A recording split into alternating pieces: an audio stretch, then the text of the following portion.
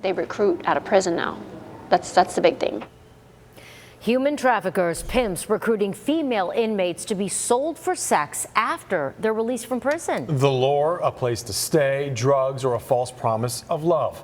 Earlier, our I-Team took you inside a women's prison for an exclusive look at the efforts the Department of Corrections is making to address another piece of the problem: inmates serving time who were also victims of sex trafficking. We showed the work being done to connect women being released with resources. And new tonight, I-Team investigator Kylie McGivern reveals the recruitment efforts in talks with a former correctional officer still fighting to stop it.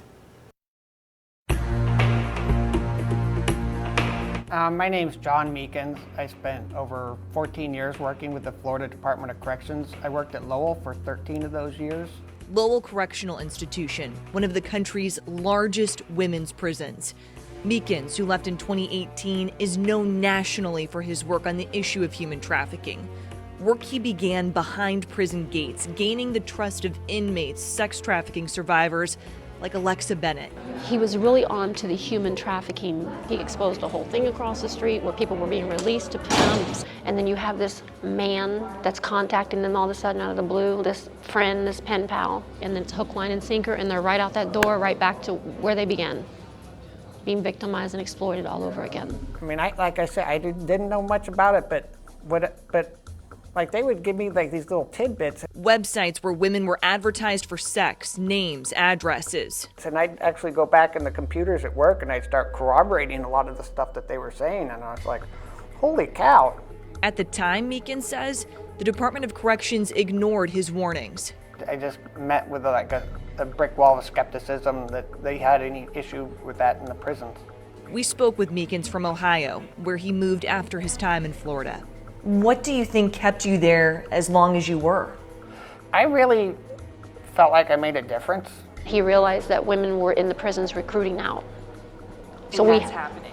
Oh yeah, it's happening. They go right on the website, they look up their charges, they look up, how much time they have left, and they'll start sending emails to them. So we let the girls know, you get a strange email, you come and let us know. Bennett, who is serving a life sentence, is part of a mentor program, connecting inmates serving long-term sentences with those who have less than a year left.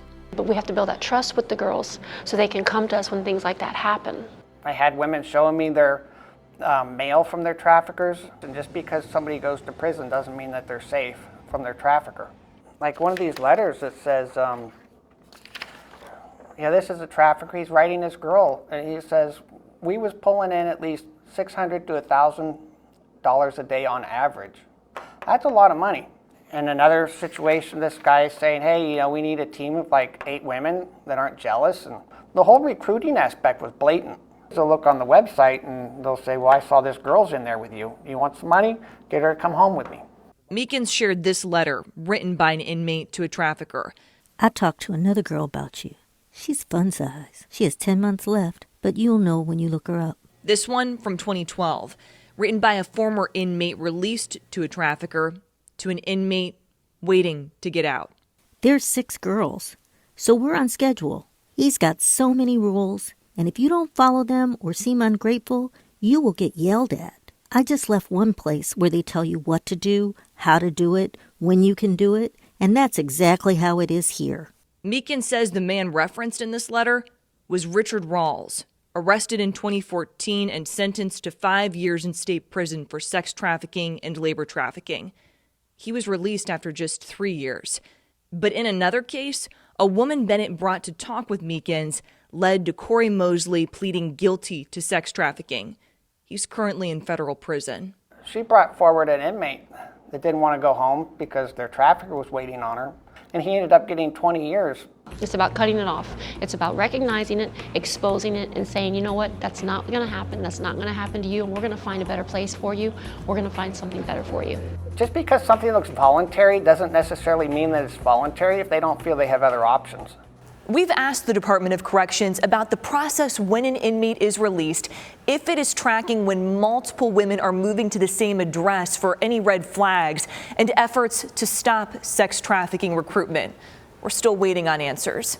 I'm I-Team investigator Kylie McGivern, taking action for you. Kylie, thank you. And if you believe you or someone you know is a victim of human trafficking, please call the National Human Trafficking Hotline. That number, 1-888-373-7888. And if you believe a child is a victim, call the Florida Abuse Hotline. That number, 1-800-96-ABUSE.